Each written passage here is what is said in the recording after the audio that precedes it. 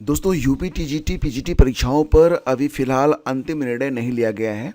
जैसा कि आप लोगों ने देखा कि अभी कुछ दिन पहले सोशल मीडिया में और अखबारों में भी इस बात की खबरें आई थी कि टीजीटी पीजीटी की परीक्षाएं ये 4-5 अप्रैल और 11-12 अप्रैल को प्रस्तावित की गई हैं। लेकिन आयोग ने अधिकृत तौर पर अभी टीजीटी पीजीटी के लिए तिथियां घोषित नहीं की हैं और ऐसे में अभ्यर्थियों के बीच टीजीटी पीजीटी एग्ज़ाम की परीक्षा तिथि को लेकर अभी फ़िलहाल असमंजस है। आयोग के सूत्रों का ये कहना है कि टीजीटी पीजीटी के अभ्यर्थियों की संख्या काफ़ी अधिक है। ऐसे में सभी जिलाधिकारियों से परीक्षा केंद्रों की सहमति मिलने के बाद ही परीक्षा तिथि की घोषणा की जाएगी। अगर पूर्व में प्रस्तावित परीक्षा तिथियों पर पर्याप्त संख्या में परीक्षा केंद्र उपलब्ध नहीं हो पाते हैं तो प्रस्तावित तिथियों में परिवर्तन करना होगा। तो अभी जो है अंतिम रूप से टीजीटी पीजीटी परीक्षा की परीक्षा तिथि जो है वो डिक्लेयर नहीं की गई है।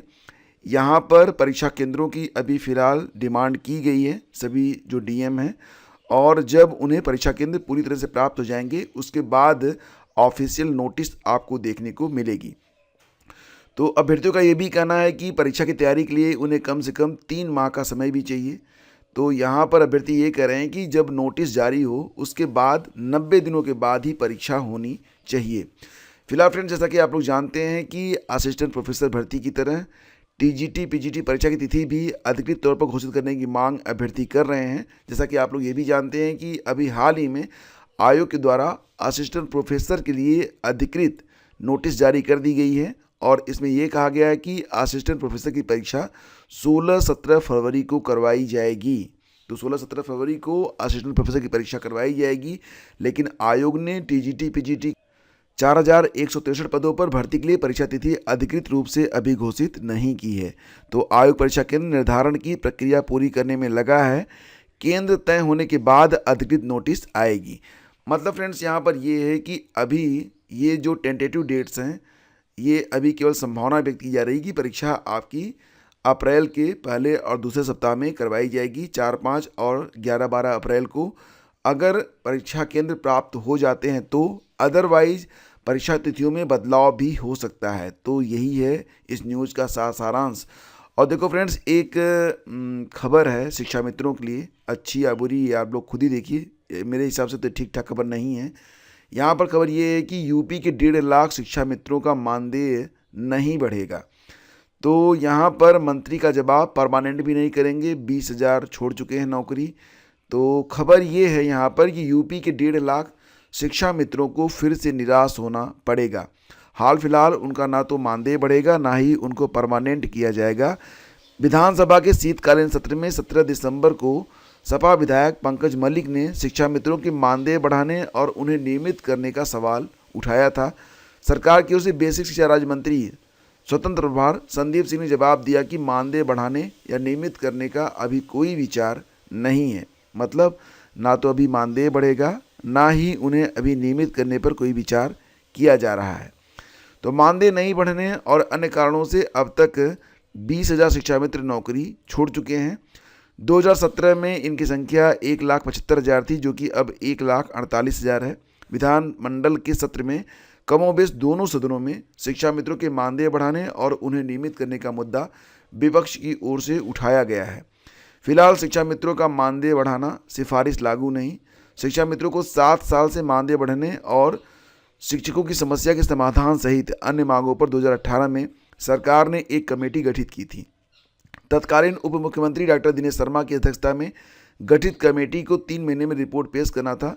कमेटी ने रिपोर्ट तो पेश कर दी, लेकिन सरकार ने उस पर कोई कदम नहीं उठाया। अभी शिक्षा मित्र जो हैं प्रति माह 10,000 रुपये मानदेय पर जॉब कर रहे हैं। आप ये भी जानते हैं कि इनकी संख्या 1,48,000 है और प्राथमिक शिक्षकों में शिक्षक छात्र अनुपात जो कि रेशियो होना चाहिए 1:30 का, शिक्षा मित्रों की संख्या के कारण ही परिषदीय स्कूलों में यह रेशियो फिलहाल 1:22 है।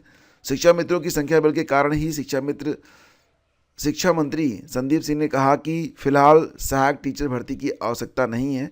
और शिक्षा मित्रों के संख्या बल की ताकत को देखते हुए भाजपा ने विधानसभा चुनाव 2017 के संकल्प पत्र में शिक्षा मित्रों की समस्या के विधिक समाधान का वादा भी किया था। फिलहाल यहाँ पर पूरी स्थितियाँ आप लोगों को पता ही है और ये शिक्षा मित्रों के लिए एक बुरी खबर ही मानी जाएगी कि ना तो अभी उनका मानदेय बढ़ाया जाएगा और ना ही उनको परमानेंट करने के बारे में यहाँ पर कोई बात की जा रही है। आगे बढ़ते हैं फ्रेंड्स, चलते हैं अगली खबर पे। तो जैसा कि आप यहाँ पर देख सकते हैं, एक और भी बहुत ही महत्वपूर्ण खबर है। सरकारी स्कूलों में 1 से 15 जनवरी तक शीतकालीन अवकाश रहेगा। 1 से 10 जनवरी तक उपचारात्मक कक्षाएं लगाने के निर्देश, समय सारणी तैयार करेंगे स्कूल प्रमुख। तो खबर ये है कि दिल्ली के सरकारी स्कूलों में 1 से 15 जनवरी तक शीतकालीन अवकाश रहेंगे और इस दौरान पहली से 8वीं तक के जो स्कूल हैं वो बंद रहेंगे। 9वीं से 12वीं तक के छात्रों के लिए रेमेडियल उपचारात्मक कक्षाएं लगेंगी, यानी कि उनके जो डाउट्स हैं वो दूर किए जाएंगे। तो ये खबर जो है ये दिल्ली के लिए है। और राजकीय माध्यमिक विद्यालयों को जल्द मिलेंगे 520 शिक्षक। तो ये खबर जो है LT ग्रेड के बारे में है। राजकीय माध्यमिक विद्यालयों को जल्द ही 500 से अधिक शिक्षक मिल जाएंगे। लंबे समय से नियुक्ति के लिए भटक रहे लोक सेवा आयोग से चयनित सहायक अध्यापक, LT ग्रेड और प्रवक्ता संवर्ग के अभ्यर्थियों की नियुक्ति और पदस्थापन की कार्रवाई माध्यमिक शिक्षा विभाग ने शुरू कर दी है।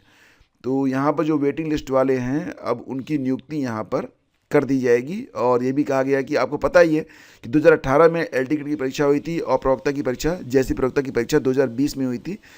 तो इनके सापेक्ष चयनित अभ्यर्थियों की नियुक्ति का मामला काफ़ी समय से लंबित चल रहा था। इसके लिए अभ्यर्थियों ने धरना प्रदर्शन भी किया था। फिलहाल अब इनके लिए जो है एक अच्छी खबर है कि नियुक्तियां जो हैं इनके लिए स्टार्ट कर दी गई हैं। और PCS की प्री परीक्षा दे रहे अभ्यर्थियों के लिए यहाँ पर बहुत ही महत्वपूर्ण न्यूज़ है। सबसे पहले तो फ्रेंड्स, आप लोग जो अपना प्रवेश पत्र है उस पर जो इंस्ट्रक्शंस दिए गए हैं, अनुदेश, उनको आप लोग अच्छे से पढ़ लें। और ध्यान दीजिएगा कि UP PCS की परीक्षा जो कि 22 दिसंबर को कल होने वाली है, तो फिलहाल यहाँ पर नकल रोकने और पारदर्शिता के लिए सुरक्षा प्रोटोकॉल को लागू किया गया है। परीक्षार्थियों की बायोमेट्रिक अटेंडेंस होगी। एडमिट कार्ड पर होलोग्राम भी लगेगा। चेहरा ढककर प्रवेश सेंटर में प्रवेश प्रतिबंधित रहेगा ताकि हर परीक्षार्थी CCTV की निगरानी में रहे। सीलबंद प्रश्न पत्र की परीक्षा कक्ष में खोजने और खोले जाने की प्रक्रिया कई चरणों में सख्त निगरानी के बीच पूरी की जाएगी। केंद्र व्यवस्थापकों और कक्ष निरीक्षकों की जवाबदेही भी तय की गई है। तो ध्यान देना कि एग्ज़ाम शुरू होने से 5 मिनट पहले ही कक्ष के द्वार बंद हो जाएंगे। परीक्षा समाप्ति के 30 मिनट शेष रहने पर कोई भी अभ्यर्थी कक्ष से बाहर नहीं जा सकेगा। टॉयलेट जाते समय डेस्क पर ही प्रश्नपत्र, OMR और प्रवेश पत्र छोड़कर जाना होगा। परीक्षार्थी एवं कार्मिकों को इलेक्ट्रॉनिक डिवाइस ले जाने पर भी प्रतिबंध रहेगा। और यहाँ पर यह भी है कि सारी प्रक्रियाएं जो हैं 73 जिलों में परीक्षा करवाई जा रही है। कुल 1331 सेंटर पर परीक्षा होगी। 5,76,000 कैंडिडेट हैं और 45 मिनट पहले बंद होगा सेंटर का गेट। तो 15 मिनट पहले पहुंचेंगे पेपर। जैसा कि आप जानते हैं, क्वेश्चन पेपर और आंसर सीट को सीलबंद पैकेट में रखा जाएगा। केंद्र व्यवस्थापक प्रत्येक कक्ष में 24 प्रश्न पुस्तिका सह उत्तर पत्रों का सीलबंद पैकेट परीक्षा प्रारंभ होने के 15 मिनट पहले कक्ष निरीक्षकों को सौंपेंगे। कक्ष निरीक्षक परीक्षा का प्रारंभ होने के 10 मिनट पूर्व अभ्यर्थियों को पैकेट दिखाकर ओपनिंग सर्टिफिकेट पर हस्ताक्षर करेंगे एवं उस कक्ष के 2 अभ्यर्थियों से भी हस्ताक्षर कराएंगे। तो यहाँ पर जो अभ्यर्थी हैं वो लोग भी अपनी जिम्मेदारी ठीक से निभाएंगे। सब लोग ठीक ठाक तरीके से देख लेना, क्योंकि किसी को भी बुलाया जाता है वहाँ पर साइन करने के लिए। तो कोड क्रमांक चेक होगा, यानी कि पूरी तैयारी यहाँ पर की गई है। बचे क्वेश्चन पेपर फिर सील कर दिए जाएंगे और एडमिट कार्ड से अटेंडेंस होगी। अलग से रफ सीट आपको नहीं मिलेगी। तो ये सारे नियमावली आप लोग अच्छे से देख लीजिएगा। और आपका जो प्रश्न पत्र होगा उस पर भी होलोग्राम लगा दिया जाएगा। तो प्रश्न पत्र आप लोग बचा के रखिएगा। हो सकता है कि मुख्य परीक्षा के लिए भी या आगे ये आपके काम आए। तो फ्रेंड्स, ये थी आज की पूरी अपडेट। मिलते हैं आपसे अगले वीडियो में। अगर ये सेशन आपको अच्छा लगता है फ्रेंड्स, तो प्लीज़ वीडियो को लाइक और शेयर भी आप लोग जरूर किया करें। शेष अगले वीडियो में। Have a great day. जय हिंद।